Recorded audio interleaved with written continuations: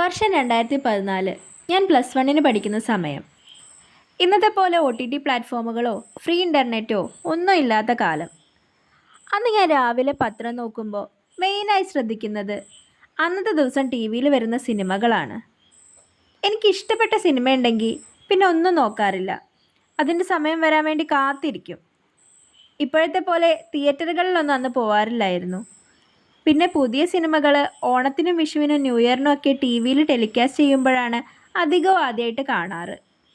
അങ്ങനെ 2013 ഡിസംബർ 31 രാത്രി 12 മണിക്ക് ഒരു പടം ആദ്യമായിട്ട് TV-യിൽ വരികയാണ്. ഞാൻ ആ പടം കാണാനായി കാത്തിരുന്നു. അന്നൊക്കെ ന്യൂ ഇയറിൻ്റെ അന്ന് ഞാൻ ഒറ്റയ്ക്ക് TV-യിൽ പുതിയ സിനിമ കണ്ടാണ് പുതുവർഷത്തെ വരവേറ്റിരുന്നത്. അങ്ങനെ 2014 വരവേറ്റത് ഈ വിനീത് ശ്രീനിവാസൻ മാജിക് കണ്ടാണ്. അന്നും ഇന്നും എൻ്റെ പേഴ്സണൽ ഫേവറേറ്റ് തട്ടത്തിൻ മറയത്ത്.